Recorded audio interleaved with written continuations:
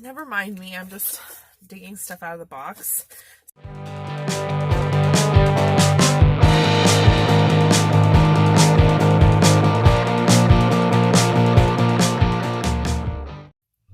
Hey you guys, welcome back to Perfume Vegas. I'm Holly Golightly and I'm bringing you a new video today.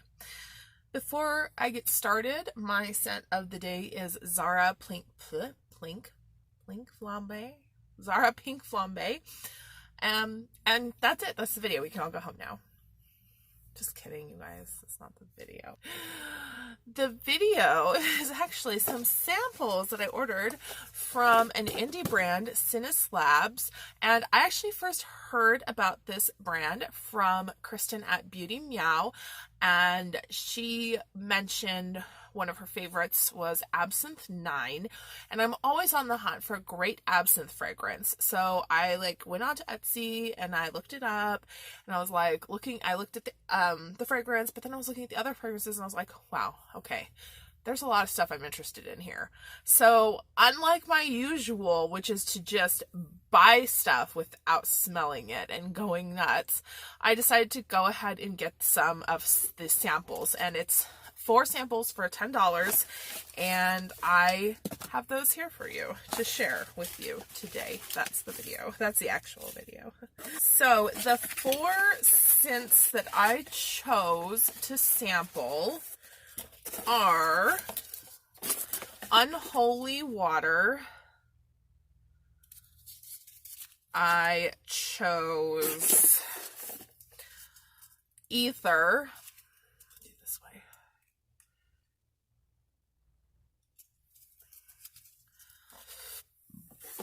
I chose Absinthe IX. Absinthe number 9. I'm not sure. Absinthe IX. And I chose... Oh, they're running away.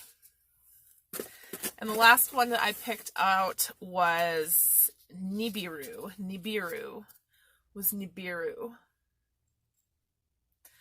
So those were the 4 that I sampled, and I'm going to tell you a little bit about them. First of all, Cinis Labs is an independent perfumery in LA.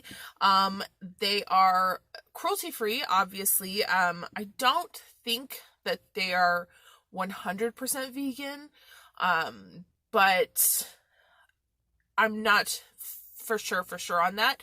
So I will leave a note in the description box. But yeah, these fragrances are all blended in alcohol, perfumers alcohol, and I really like that. I prefer alcohol carry perfumes to perfume oils, just because I like a lot of projection and sillage, and alcohol oils. Perfume in oil doesn't always give you that. It can, but it normally doesn't. So now let's talk about these fragrances. So let's start with the one that's put me on this journey testing these, and that is Absinthe number 9. I have this little paper that I've already sprayed it on, so that's why it's with it, but I will spray it again.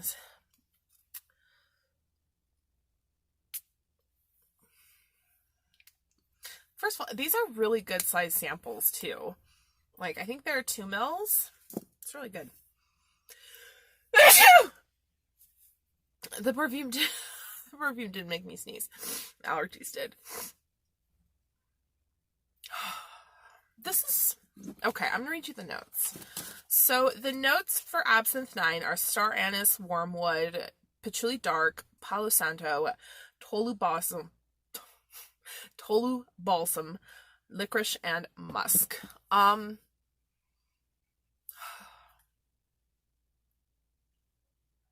It's a really nice fragrance, but it's not absinthe to me.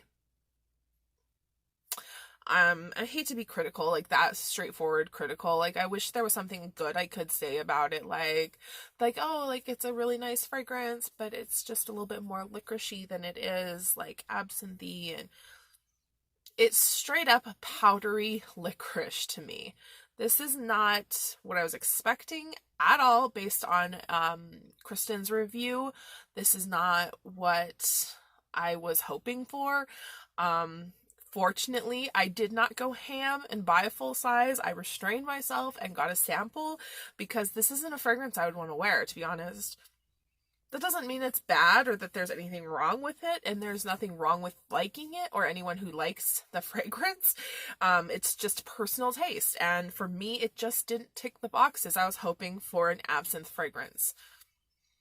It's just powdery licorice. That's all I get, straight from the beginning all the way through to the dry down. I mean, I don't get any patchouli. I don't get any of the Palo Santo or balsam. I just get musky licorice and some of the wormwood and anise. Like, that's kind of it. So, although Absinthe IX was a fail for me, there was actually some really good scents that I tried here. Like, I'll go from my fail to my wow, I'm buying a full bottle of this immediately success. And for me, that was Unholy Water. Wow, you guys, this is so good. So Unholy Water is Neroli, Bergamot, I'm reading down here, Neroli, Bergamot, Grapefruit, Nag Champa, Smoke Accord, Oud, and White Amber.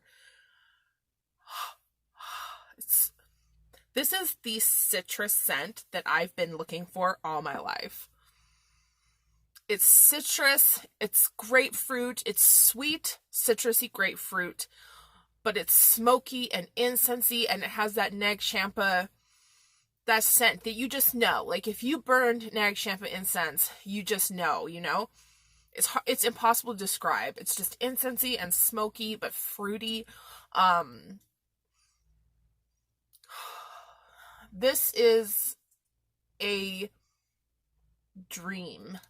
And this fragrance, I wore this yesterday or the day before when I first got this. This lasted for hours, and it did have a fairly bold projection at the first. After about an hour, it dried down to a beautiful skin scent, but it wore so long I didn't have to reapply. And it never got too deep or smoky. It never lost that really beautiful citrus touch. This is a real winner. This is Unholy Water. Oh my god, it's in my nose. It's okay, it can stay there. It's so beautiful. I am definitely picking up a full size of this as soon as I can. It's gorgeous. I mean, Neroli is present, like I said before, this citrus and floral, like this Neroli is present throughout the entire wear of the fragrance. And that paired with this sweet grapefruit, and it's just with bergamot, it's like, oh, so beautiful. And none of that goes away. Just that beautiful smoky incense stuff comes up underneath. I don't smell the Palo Santo or the amber. Did I say Palo Santo for this? That's wrong. I don't smell the oud or the amber, to be honest. Maybe there's a little bit of the oud. Definitely I don't pick up any of the amber. It's just really smoky and incensey. So Holy Water is like, Unholy Water. Unholy Water is like, this is a great fragrance, and one I am buying a full bottle of ASAP. So, yes. And then the next two are kind of like, I'm not sure about them. I'm really glad that there is such a good size sample because I need to try them a little bit more. Nibiru is very similar, I feel, to a fragrance that I own already. I'm not going to name the names because I don't want to like throw comparisons out there. But there is something about it that's very reminiscent of a fragrance that I own already. So I do like it. I do enjoy this fragrance. And if it weren't for the fact that I already own something similar, I would be purchasing a full bottle of this. It's definitely full bottle worthy. Nibiru is Vetiver, Agarwood, Birch, Forest Woods, and Citrus Absolute. And oh, I just missed it. It's just, I keep missing the paper. Oh, there we go. It's smoky. It's sweet. It's got just a hint of something fresh, but mostly it's that really nice, woody, smoky, green. This one is a little bit oudy to me. The vetiver, the agarwood, and the wood like accords definitely come out the strongest. Topped a little bit with the citrus just to make it a little bit fresher and sweeter, but not really that much. They're not standing out. I like this fragrance a lot, but it's like I am held back because how many of the how many fragrances in a similar family do I need that are not really all that wearable for just everyday occasions? Now, I've never been the type of person who really considers to be dictated by the situation when I'm wearing a fragrance, but these particular scents are so deep, very dark, and can be kind of offensive if a heavy hand goes on them, which I have, that it's definitely the sort of fragrance that I think about before I wear. It's really beautiful though. It's a really beautiful scent. I believe this would be amazing on a man, definitely on a woman. If a woman with, you know, the presence to pull it off, could be a massively sexy signature scent for sure. And then the last one is really, really interesting because it's very apropos to its name. It's called Aether, and the notes are vanilla absolute, lavender, blood orange, amber, bergamot, and star anise. And you get very strong vanilla, lavender, and bergamot right off the top. That comes through immediately, those fragrances, and then the anise also is like there. As it dries down, the blood orange comes up.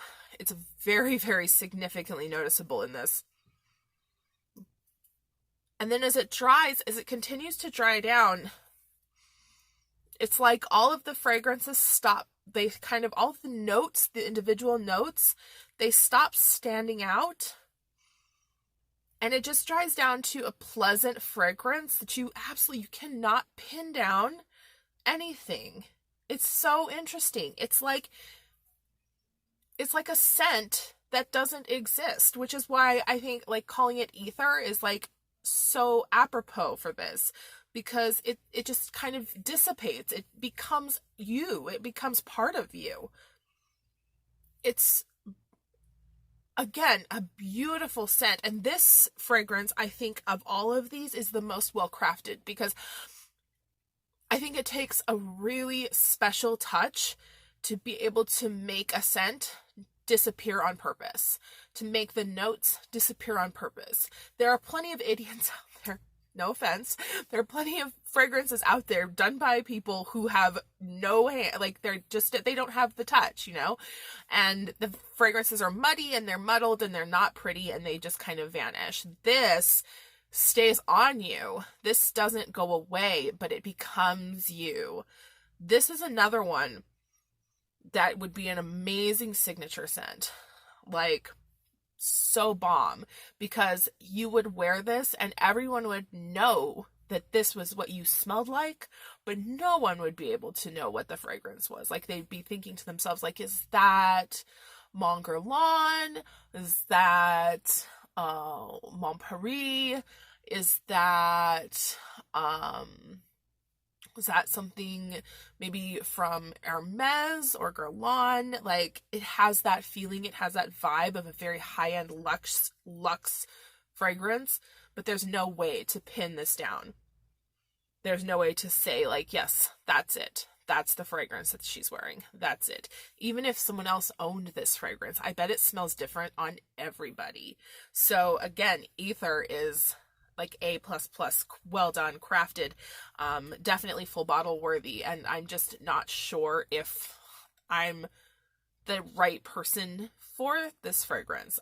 If that sounds weird, sometimes you meet fragrances that are a little bit special, and it takes a certain type of person to have the confidence to pull them off. And Aether, I think, is one of those. Like, it is a special fragrance, and I don't know if I'm the right person for it. So I will definitely be picking up a full bottle of Holy Water, and I'm on the fence about Nibiru and Aether. I'm a little sad about Absinthe IX that it didn't work out for me, but that's okay. There's a lot of fragrances in the Cinis Labs catalog that I'm looking forward to trying and picking up some more samples of and just getting my nose on, because the catalog is amazing. There's like a huge array of types of fragrance: floral, citrus, woods. There's like some like fantasy type fragrances. It really is amazing. So that is my first impressions of Cinis Labs fragrances: Aether, Nibiru, Absinthe IX, and Unholy Water. I hope that you enjoyed. I'm going to be including these in a haul video, so I don't know what's going to be up first. Either that or this or something else, but yeah, so just keep that in mind. And then also I have another indie fragrance unboxing that's going to be coming, and I'm really excited about this one too. So if you are interested in more indie and niche fragrances, stay tuned. I have some more of that type of stuff coming up, as well as a really exciting and really fun designer fragrance video that I can't wait to do for you guys. I hope that you enjoyed. I hope you have a wonderful day, and I will see you on the next one.